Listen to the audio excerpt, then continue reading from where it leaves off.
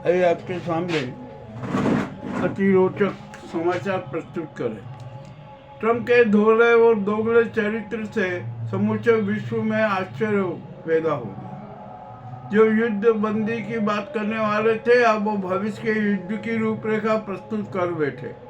मामला बड़ा विचित्र है, परंतु ट्रंप की जो भक्तियाँ थी, गीदड़ भक्ति थी ना, उससे का असर कुछ भी नहीं हो रहा।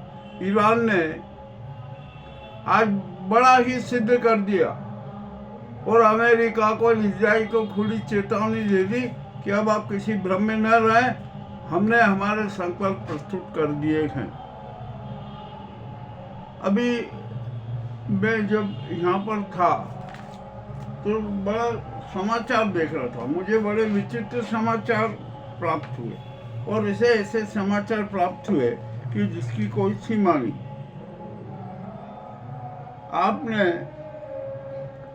देखा होगा, हमारे भारत के लोग जानते हैं कि गदर फिल्म थी, ठीक है, गदर फिल्म थी, लोगों ने देखा।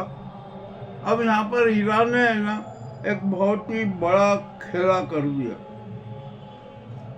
ईरान ने आज सबसे पहले गदर मिसाइल निकाली और गदर मिसाइल का प्रयोग भी किया, और उसने सबसे पहला प्रयोग किया जॉर्डन में और दूसरा प्रयोग किया लेबनान में। इजराइल की गदर मिसाइल ने तो गजब कर दिया, इतना बड़ा गदर कर दिया, इतना बड़ा गदर कर दिया कि जिसकी परिकल्पना इजराइल और अमेरिका को भी नहीं थी।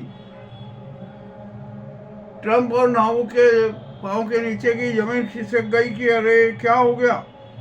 हम तो कह रहे थे कि सब भंडार समाप्त हो गया, हमने इजराइल को कमजोर कर दिया, परंतु इजराइल तो और ज़्यादा आक्रामक शहर हो गया और वो तो हमें खा जाएगा।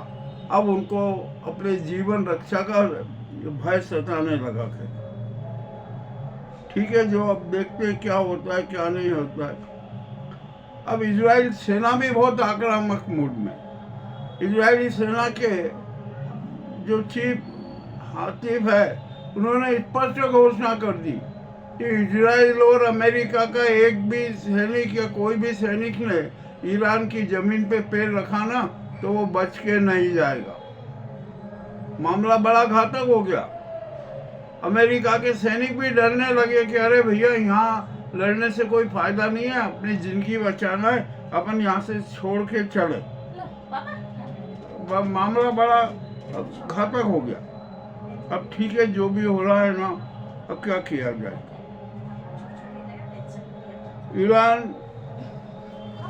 एक नए स्वरूप में अपने आप को प्रस्तुत कर रहा है।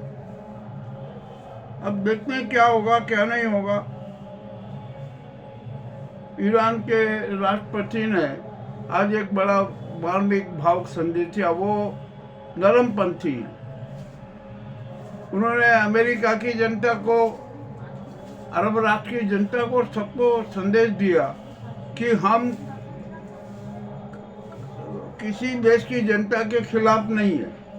हम तो जो यहाँ पर अमेरिका और इजराइल के जो नाटक हो रहा है ना, उनके हिंसात्मक जो कुकृत्य हो रहे हैं, हम उनके खिलाफ है और हम उनको सजा देंगे। अब कोई भी नहीं रोक सकता। यहाँ जनता से भी हमारा अनुरोध है कि वो सच का साथ दे और जो हिंसक वो वातावरण फैला रहे ना, उनको किसी भी प्रकार का समर्थन न दे। बड़ी अच्छी बात है भाई, होना चाहिए सब कुछ, ये अच्छा था। मगर अब ये ईरान के आक्रोश के आगे है ना, अमेरिका और इजराइल कांप रहे हैं। आज ईरान की बैलिस्टिक मिसाइल ने तेल अवीव को पूर्ण रूपेण ध्वस्त कर दिया, तहस नहस कर दिया। अब क्या होगा क्या नहीं होगा, कुछ भी नहीं है। और दूसरी तरफ ट्रंप और नाऊ ईरान पर बड़ा क्रूर हमला करने की योजना बना रहे। एक तरफ तो आप युद्ध विराम की बात करने वाले थे और अब आप युद्ध की बात करो, बड़े हमले की बात करो, ये कैसा क्या। और मुझे तो ऐसा लगा कि ट्रम्प बिल्कुल बौखला गए, इतने बौखला गए अपनी पराजय से कि जिसकी कोई सीमा नहीं। और राष्ट्र के नाम कैसे संबोधित किया जाता है, किस प्रकार से करना चाहिए, वो भी नहीं कर पाए।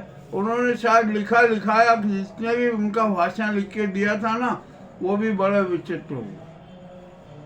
अब अमेरिका के कुछ हैं चेहरे जो ट्रम्प के मुंह लगे हुए हैं, वो ईरान को सीख दे रहे थे। मगर जो सीख देने वाले थे ना, वो तो जो अमेरिकन शस्त्रों की फैक्ट्रियों में पार्टनर है, भागीदार है। तो वो तो चाहेंगे कि युद्ध और भड़के, ताकि उनके जो शस्त्र, निर्मित शस्त्र है, उनकी बिक्री हो सके। चलिए ठीक है, अब ये क्या है, ये भी सारा राज खुल गया। अब और आगे क्या किया जाए, कुछ समझ में नहीं आ रहा। अब ईरान को भी थोड़ा सतर्क रहना पड़ेगा। ईरान में भी गद्दारों की कमी नहीं है, जो छल कपट पूर्वक ईरान के नागरिक बन गए, और जो मोसाद के एजेंट हैं, और जो वहाँ के कुछ जो नागरिक है ना, वो भी धन बल के आधार पर गद्दारी कर रहे। ईरान को सतर्क रहना पड़ेगा, सतर्कता जरूरी है। ये आज के जो महत्वपूर्ण समाचार थे वो आपके सामने प्रेषित है।